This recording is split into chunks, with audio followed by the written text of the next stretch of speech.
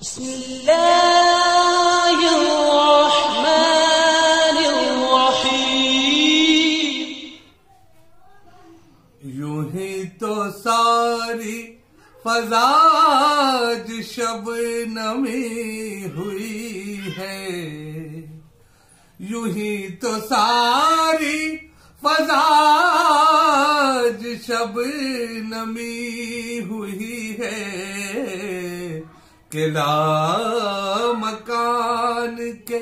گھر آمد علی ہوئی ہے، کہ لامکان کے گھر آمد علی ہوئی ہے۔ دیار شاہ نجف میں جو حاضری ہوئی ہے، دیار شاہ نجف میں جو حاضری ہوئی ہے، یہ زندگی میری اب جا کے زندگی ہوئی ہے، یہ زندگی میری او خدا کے گھر میں بھی ظلمت بتوں کی چھائی تھی، خدا کے گھر میں بھی ظلمت بتوں کی چھائی تھی، علی کے آنے سے کعبے میں روشنی ہوئی ہے، علی کے آنے سے کعبے میں روشنی ہوئی ہے۔ سوا علی کے کسی کو کبھی نہیں مانا، سوا علی کے کسی کو کبھی نہیں مانا، زمانے والوں کو یوں ہم سے دشمنی ہوئی ہے، زمانے والوں کو۔ مجھے بھی جذبہ میسم کی بھیک دو مولا، مجھے بھی جذبہ میسم کی بھیک دو مولا، تمہارے در پا صدا بند پروری ہوئی ہے، تمہارے در پا صدا بند پروری ہوئی ہے۔ اب پلٹ کے آ تو گیا میں نجف کی وادی سے، پلٹ کے آ تو گیا میں نجف کی وادی سے، نگاہ دل مگر اب بھی وہی جمی ہوئی ہے، نگاہ دل مگر اب بھی وہی جمی ہوئی ہے۔ یہ اور بات کہ فاقوں پہ فاقے تھے گھر میں، یہ اور بات کہ فاقوں پہ فاقے تھے گھر میں، درے علی کی سخاوت میں کب کمی ہوئی ہے، اور صدا یہ دیتا ہے ہر لمحہ خانہ کعبہ، صدا یہ دیتا ہے، صدا یہ دیتا ہے ہر لمحہ خانہ کعبہ، ہر ایک آس علی سے میری بندھی ہوئی ہے۔ کوئی ولی ہو نبی ہو کہ تاجدار، کوئی ولی ہو نبی ہو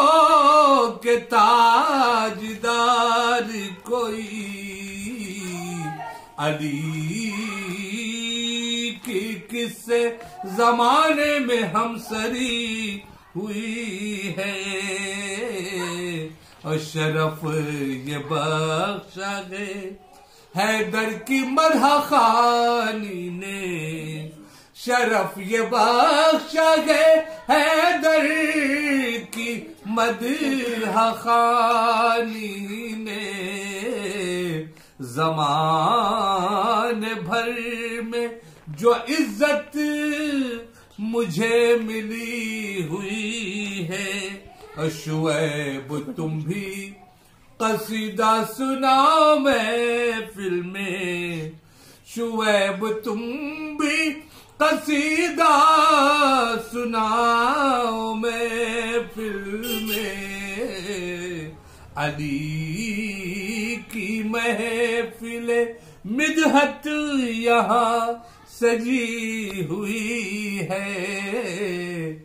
علی کی محفل یوں ہی تو ساری فضا آج شبنمی ہوئی ہے، کہ لا مکان کے گھر آمد علی ہوئی ہے۔ بسم اللہ الرحمن الرحیم۔ 13 رجب 30 عام الفیل عالم انسانی میں اس صبح کا نام ہے جس میں عدالت الہیہ کا سویرا ہوا۔ امیر المومنین حضرت علی ابن ابی طالب علیہ السلام کی ولادت کا سعادت خانہ کعبہ میں ہوتی ہے، جس کے اوپر بلا تفریق مذہب و ملت پورا عالم اسلام اور سارا عالم انسانیت متفق ہے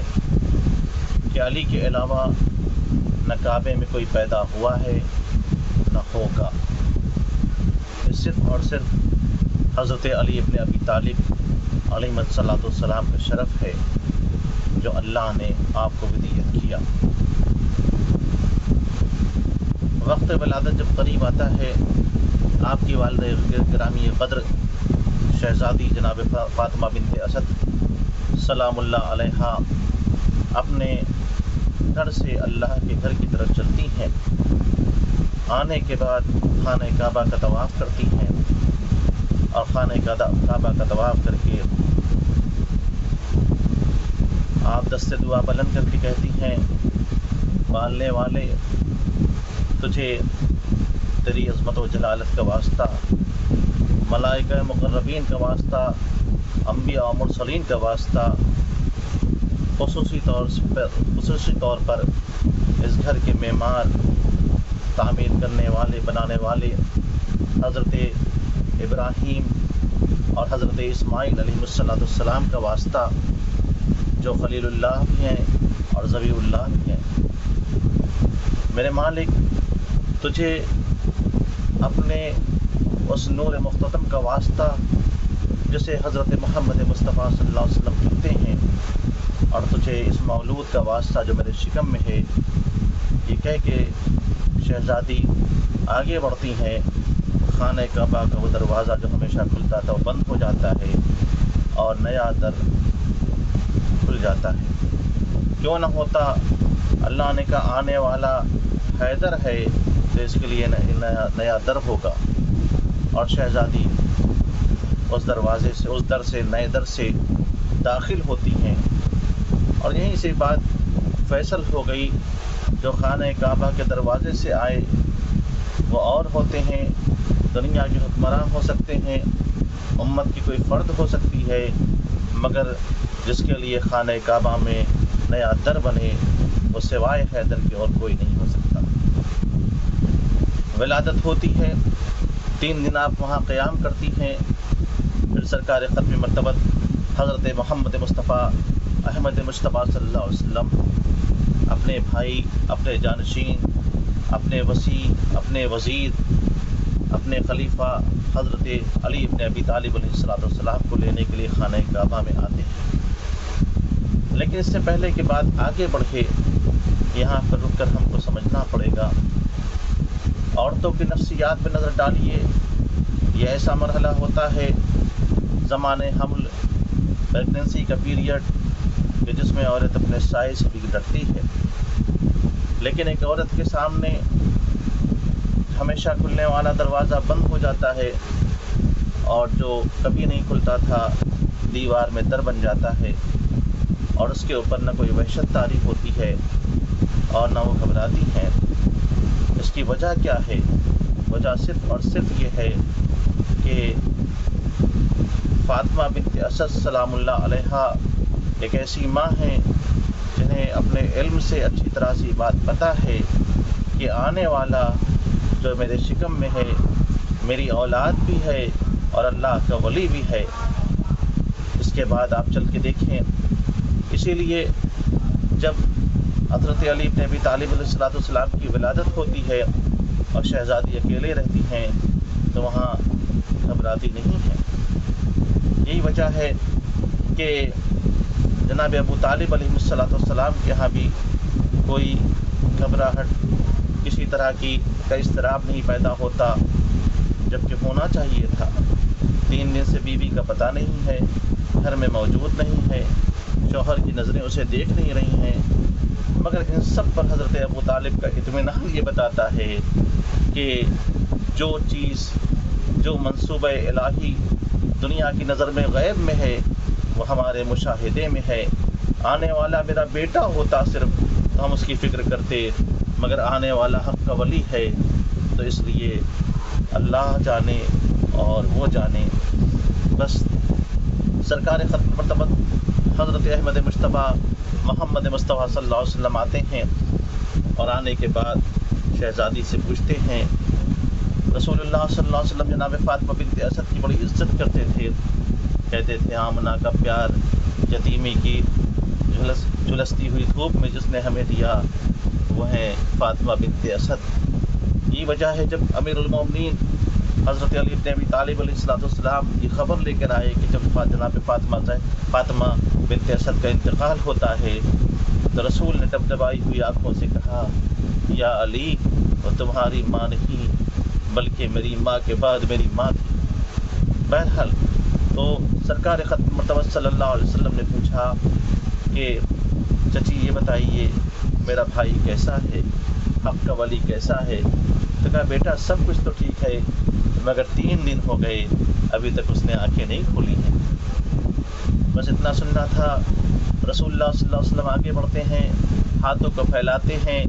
اور جس طرح سے کوئی قرآن کو بڑے احترام سے اٹھائے ویسے ہی رسول نے مسکرا کے علی بن ابی طالب کو اپنے آغوش میں لیا۔ ادھر بچہ بھائی کے آغوش میں آیا، ادھر حق کا ولی حق کے رسول کی آغوش میں آیا، اور آنکھیں کھول کر ادھر رسول مسکرائے ادھر وہ مسکرایا۔ رسول نے بھی یہ طے کر لیا، یا علی تم نے اپنی پہلی نظر کے لیے ہمیں منتخب کیا ہے تو ہم نے اپنے علوم کے لیے تمہیں منتخب کیا ہے۔ رسول نے جب رسول اللہ صلی اللہ علیہ وسلم نے کہا، یا علی اللہ نے جو علم تمہیں دیا ہے اس کا اظہار کرو، لعاب دہن اپنی زبان اقدس کو امیر المومنین کو چسایا، اور اس کے بعد اب جو گفتگو شروع ہوئی ہے تو فرماتے ہیں توریت پڑھ کے سنایا، زبور پڑھ کے سنایا، قرآن پڑھ کے سنایا، انجیل پڑھ کے سنایا۔ رسول اللہ صلی اللہ علیہ وسلم نے کہا کہ تم نے توریت کو موسیٰ سے بہتر پڑھا، تم نے انجیل کو عیسیٰ سے بہتر پڑھا، تم نے زبور کو داؤد سے بہتر پڑھا، اور قرآن کو ویسے پڑھا جیسا پڑھنے کا حق ہے۔ کیوں نہ ہوتا؟ قرآن پر اہل بیت کا حق ہے، اہل بیت پر قرآن کا حق ہے۔ اب سوچئے کہ اتنے مختصر سے وقت میں 400 صفحۂ سماوی، یہ تو تاریخ نے جتنا ریکارڈ ہم کو دے دیا اس پر ہم گفتگو کرتے نہ جانے کیا کیا سنایا ہوگا اس کو۔ اور تو بہرحال تو اتنے کم وقت میں کیسے سنا دیا؟ یاد رکھیے کہ جب نور کی رفتار سے کام ہوتا ہے تو اس میں وقت سمٹ جاتا ہے، اور حق کا کارواں اپنے کار نمایاں کو لے کے آگے بڑھ جاتا ہے۔ یہی وجہ ہے، یہی نور کی رفتار کو آپ کو دیکھنا ہے۔ رسول معراج میں بھی گئے، مولائے کائنات نے بہت ہی کم وقت میں سب کچھ سنا دیا۔ وہ پلٹ کے معراج سے آئے، بستر کی حرارت باقی رہی، زنجیریں در ہلتی رہی اور یہاں لمحوں میں ساری کتابوں کو سنا کے رکھ دیا۔ اب کوئی پوچھے تو کہیں کہ صورت رفتار کا معجزہ دیکھنا ہے تو رسول اللہ کی معراج کو دیکھو، اور صورت گفتار کا معجزہ دیکھنا ہے تو شعر خدا کی تلاوت کو دیکھو۔ پھر آپ جانتے ہیں رسول اللہ صلی اللہ علیہ وسلم نے بچے کو آغوش میں لیا اور لے کے چلنے کے بعد آپ آتے ہیں اپنے گھر میں، یعنی اپنے چچا حضرت ابو طالب علیہ السلام کے گھر میں۔ ظاہر سی بات ہے جب بچہ پیدا ہوتا ہے خاندان والے جمع ہوتے ہیں، بستی والے جمع ہوتے ہیں، اور سماج میں ہر طرح کے لوگ آتے ہیں، بچے کو دیکھتے ہیں اور اپنے قیاس پر، اپنے تجربے پر بچے کی صورت کو کبھی نانیال سے ملاتے ہیں، کبھی دادیال سے ملاتے ہیں، ماں کو پڑھا ہے یا باپ کو پڑھا ہے، خاندان میں کس سے مشابہ ہے، ننیال والوں میں کس کی طرح لگتا ہے، ددیال والوں میں کس کی طرح لگتا ہے، یہ سب باتیں ہوتی ہیں۔ امیر المومنین کی ولادت ہوئی تو وہاں بھی ایسا ہی ہوا، مگر اللہ نے کہا کہ یہ حق کا ولی اللہ ہے،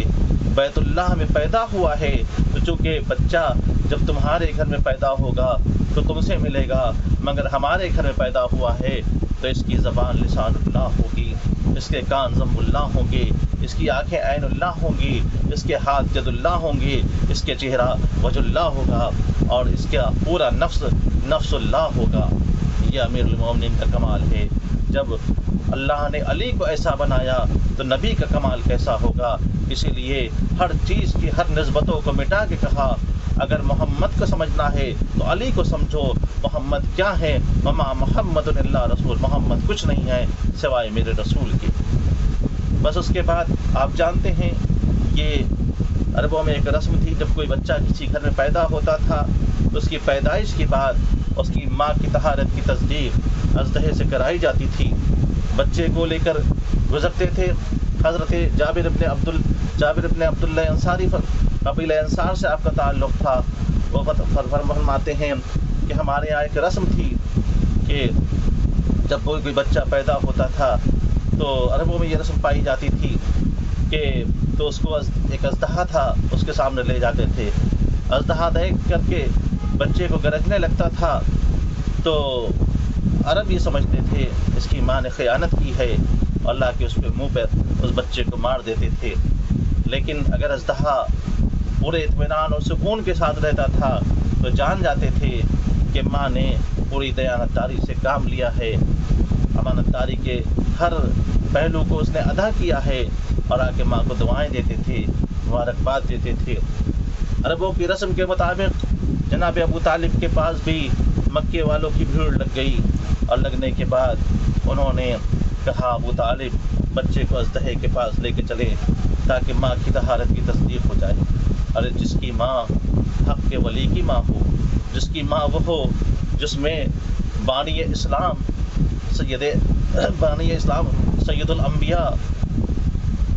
حضرت احمد مجتبیٰ محمد مصطفیٰ پلے ہوں، اس کی آغوش کی طہارت کا امتحان، اس کے کردار کی طہارت کا امتحان کوئی لے گا؟ اس کی کیا مجال ہے؟ سب عرب والے کہتے رہے، مکے والے کہتے رہے، دور جاہلیت تھا، مگر سید بطحہ حضرت ابو طالب نے کوئی دھیان نہیں دیا، یہاں تک کہ انہوں نے کہا یہ تو نہیں مانتے، چلو سب اپنے بچے کو اژدہے کے پاس لے کر آتے ہیں، وہ اپنے بچے کو اژدہے کے پاس قریب لانے کو تیار نہیں ہیں، تو چلو ہم اژدہے کو ہکا کے وہاں لے کے چلتے ہیں۔ اب عزیزو آپ جانتے ہیں اژدہے کے پاس لانا ایسا لگتا تھا شاید کوئی ڈائگنوسٹک سینٹر ہے جہاں پہ آ کے ڈی این اے ٹیسٹ کرایا جاتا ہے، مگر کبھی آپ نے نہیں دیکھا ہوگا کوئی لیبورٹری اٹھ کے کہیں گئی ہو ٹیسٹ کرنے کے لیے، مگر ہاں اژدہے کو ہکا کے پیچھے عرب کے جوہلا چلے، جاہلیت کی وجہ سے جو زمانہ جاہلیت کے جوہلا تھے وہ اژدہے کو ہکاتے چلے، آگے اژدہا چلا، ڈی این اے ٹیسٹر بن کے چل رہا تھا، ڈائگنوز کرنے کے لیے چل رہا تھا، تشخیص کرنے کے لیے چل رہا تھا کہ ماں کی طہارت کی تصدیق کریں گے۔ ایک بار آگے بڑھا، گہوارے کے اوپر چڑھا، امیر المومنین کے جلالت نے کہا کہ میری ماں کی تصدیق کرنے، میرے ماں کی طہارت کی تصدیق کرنے آئے ہوں، آؤ ہم تمہیں بتائیں۔ عربوں کے لیے تم کچھ اور ہوگے لیکن تمہاری اوقات تو میری نظر میں یہ ہے اب سارے مکے والے دیکھنے لگے، عرب والے دیکھنے لگے کہ اژدہے کا فیصلہ کیا ہوتا ہے، کہ ایک بار شیر خدا کا پہلا فیصلہ خود آ گیا۔ اغتا چڑھا جیسے ہی ویسے ہی آپ نے اپنے ہاتھوں کو بڑھایا اور اس کے دونوں مطلب لینے کے بعد اس کو دونوں پارٹ سے چیر دیا، یعنی اس کو منہ کو پکڑ کے اس کو چیر دیا، ایک حصہ ادھر پھینک دیا، ایک حصہ ادھر پھینک دیا۔ جو لائے تھے اس کو ڈی این اے کو ٹیسٹ کرانے کے لیے وہ پریشان ہو گئے، ہمارے ڈی این اے کی ٹیسٹنگ کیسے ہوگی؟ ارے یہ کیا اتنا سا بچہ، ظاہر سی بات ہے بچے کی کمسنی میں ابھی 3 دن کا بچہ ہے جو کعبے سے باہر آیا ہے، اپنے والد کے گھر میں آیا ہے، جب اس کے ہاں شجاعت کا یہ کمال پایا جاتا ہے تو اس کی ماں کی طہارت کا کیا کمال ہوگا۔ بس یہاں تک آنے کے بعد اب عربوں کے سامنے بہت بڑا چیلنج آ گیا کہ ہم کیا کریں، کیسے کریں؟ انہوں نے تو کام تمام کر دیا، ہم کو ان کی طہارت کا یقین ہو گیا، ہم کو ان کی کمال کا یقین ہو گیا، ان سے کبھی اس طرح کا کام ہم کو نہیں کرنا چاہیے تھا جو ہم اپنے یہاں گھروں میں کیا کرتے تھے، اور ان کا مقام اور ہے، یہ خانوادہ عصمت و طہارت کے سے تعلق رکھتے ہیں، مگر ہمارے گھروں کا کیا ہوگا؟ ہمارے بچے پیدا ہوں گے تو ہم ماں کی طہارت کی تصدیق کیسے کریں گے؟ ان کی طہارت کا امتحان کیسے دیں گے؟ انہوں نے دیانت سے کام لیا ہے یا خیانت سے کام لیا ہے، اس کی طرف ہم کیسے جائیں گے؟ تو ایک بار سب عرب کے جوہلا آئے اور رسول اللہ صلی اللہ علیہ وسلم کے پاس آنے کے بعد کہتے ہیں سرکار یہ بتائیے کہ آج سے کیسے پتہ چلے گا کہ ہمارے یہاں جو بچہ پیدا ہوا ہے وہ نطفہ حلال ہے یا ولد الحرام ہے؟ تو رسول اللہ صلی اللہ علیہ وسلم نے بتایا کہ دیکھو اگر اس کو جاننا ہے تو تم علی کا ذکر اس کے ساتھ، یہ نہیں کہا کہ علی کے سامنے لے آنا، بلکہ کہا علی کا ذکر صبح قیامت تک رہے گا، علی کا ذکر کرنا، اگر علی کا ذکر سن کر اس کا چہرہ کھل جائے تو جان لینا اس کی ماں نے پوری دیانت سے طہارت سے کام لیا ہے اور یہ علی کا محب ہے، چاہنے والا ہے، اور اگر اس کا چہرہ مرجھا جائے علی کا ذکر سن کے تو جان لینا یہ نطفہ حلال نہیں ولد الحرام ہے۔ یہ مقام ہے امیر المومنین حضرت علی ابن ابی طالب علیہ السلام کا۔ بس بات کی تلخیص کرتے ہوئے امیر المومنین کی ولادت خانہ کعبہ میں ہوتی ہے، اس کا امپیکٹ جو عالم انسانیت اور عالم اسلام پہ پڑتا ہے، اس کے لیے ایک باتیں جو بہت ہی پریکٹیکل اپروچ رکھتی ہیں، میں تفصیل میں نہیں جاؤں گا کہ آج بھی اس کے کیا اثرات ہیں عالم اسلام پر اور عالم انسانیت پر۔ آئیے پہلے عالم اسلام پر دیکھتے ہیں۔ ہم نے ایک واقعہ مولانا کوثر نیازی صاحب جو ایک عالم دین بھی تھے اور بہت بڑے اسکالر تھے اور عالم تھے اور دانشوروں میں بھی شمار ہوتا تھا، انٹلیکچوئلس میں بھی، وہ اکثر ہندوستان آتے تھے، خاص کر کے دلی میں جناب علی صدیقی صاحب مرحوم، اللہ انہیں غریق رحمت کرے، غریق مغفرت کرے، کہ بہت ہی اعلیٰ پیمانے پہ، بہت معیاری پیمانے پر جشن مولود کعبہ 13 رجب کو وہ کا انعقاد کیا کرتے تھے، اور اس وقت صرف دوردرشن کے نام سے گورنمنٹ آف انڈیا کا چینل تھا اور دوسرے پرائیویٹ چینلز کوئی نہیں تھے، تو اس پر یہ پیغام نشر ہوتا تھا۔ اس میں ایک بار انہوں نے تقریر کی، کہا اور اگر کوئی یہ کہتا ہے کہ حضرت علی ابن ابی طالب علیہ السلام کی ولادت کعبے میں نہیں ہوئی تو ہم اس سے بحث نہیں کریں گے، ہم اس سے کہیں گے کہ بالکل صحیح کہہ رہے ہو، یہ بتاؤ کہ علی ابن ابی طالب کی ولادت کعبے میں نہیں ہوئی تو کہاں ہوئی؟ اس جگہ کی نشاندہی کرواؤ، کیونکہ ہم وہاں پہ نیا کعبہ بنائیں گے، میرے سجدوں کی آبرو خطرے میں پڑی ہے۔ آپ جانتے ہیں یہ کیوں کہا؟ یہ فرمایا کہ جہاں کعبہ ہوگا وہیں علی کی ولادت ہوگی، اور جہاں علی کی ولادت ہوگی وہیں کعبہ ہوگا۔ آج تک کوئی اس بات سے انکار نہیں کر سکا کہ علی ابن ابی طالب کی ولادت کعبے میں نہیں ہوئی۔ یہی وجہ ہے کہ علی ابن ابی طالب کے القاب میں سے ایک مشہور ترین القاب ہے مولود کعبہ، کعبے میں پیدا ہونے والا۔ تو سجدوں کی آبرو کعبے میں علی کے پیدا ہونے سے ہے، کیونکہ علی اس ذات کا نام ہے جس کے پیدا ہونے کے پہلے کعبہ کعبہ تھا، قبلہ نہیں تھا۔ علی کی ولادت نے کعبے کو شرف دیا کہ کعبہ بنا اور کعبہ قبلہ بنا۔ جب کعبہ قبلہ بن کر اتنا محترم ہے کہ پورا عالم اسلام ادھر سر جھکاتا ہے، تو آپ جانتے ہیں مکان سے افضل مکین ہوتا ہے۔ علی اس گھر میں شباش رہے، علی نے قیام کیا، اس گھر کے مکین ہوئے۔ کعبہ ہے قبلہ، علی ہے مولا، کعبہ ہے قبلہ، علی ہے مولا۔ گھر قبلہ بنا اور مکین مولا بنا، تو جس طرح کعبے کے سامنے پورا عالم اسلام جھکتا ہے، اسی طرح سارے مسلمانوں کی ذمہ داری ہے علی ابن ابی طالب اسلام کے سامنے جھک کر کے بتائیں کہ ہم گھر کا احترام کرنا بھی جانتے ہیں، گھر والوں کا احترام کرنا بھی جانتے ہیں، ہم بیت کے بھی قدرداں ہیں، اہل بیت کو بھی محترم سمجھتے ہیں۔ عالم انسانیت پر آپ کی ولادت کا کیا امپیکٹ ہوا؟ ابھی کچھ عرصے پہلے جشن مولود کعبہ کا پروگرام کسی ٹی وی چینل پر ہو رہا تھا، میں بھی دیکھ رہا تھا۔ پورے عالم اسلام کے، سارے عالم اسلام کے ہر مکتب فکر کے علماء اس میں موجود تھے، شیعہ، سنی، دیوبندی، بریلوی، اہل حدیث سبھی تھے، اور سب اپنی اپنی تقریریں کر رہے تھے۔ اسی میں جامعہ ملیہ اسلامیہ کے پروفیسر جناب اختر الواسع صاحب بھی موجود تھے۔ جب اختر الواسع صاحب کا تقریر کرنے کا وقت آیا تو کہا میں علماء کے سامنے کیا لب کشائی کروں، عالم انسانیت پر خانہ کعبہ میں علی ابن ابی طالب کی ولادت کا امپیکٹ دیکھیے گا، عالم اسلام میں آپ دیکھ چکے۔ تو اختر الواسع صاحب فرماتے ہیں، ڈاکٹر صاحب نے فرمایا کہ میں قرآن و حدیث سے، تاریخ اسلام سے ہمارے علماء ثابت کریں گے امیر المومنین کی کیا منزلت ہے، ان کی عظمت ہے، مگر میں صرف اتنا جانتا ہوں کہ کہیں دور جانے کی ضرورت نہیں۔ ہمارے ہندوستان کے 2 شہر حضرت علی ابن ابی طالب علیہ السلام کے اسم مبارک سے منسوب ہیں،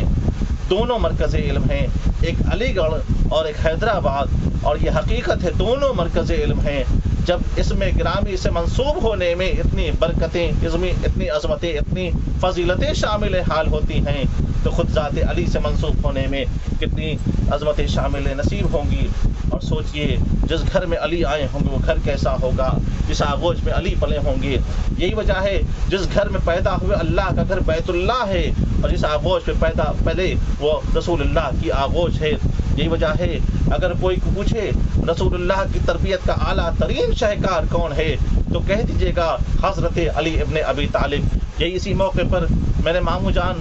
پروفیسر مولانا سید ابو القاسم رضوی صاحب فرمایا کرتے تھے کہ یہ وہ ہے جو حق کی، یہ وہ ہے جو دعا کے لیے اٹھا تو حق کا ولی بنا، سجدے کے لیے جھکا تو مصطفیٰ کا وصی بنا۔ وآخر دعوانا الحمدللہ رب العالمین۔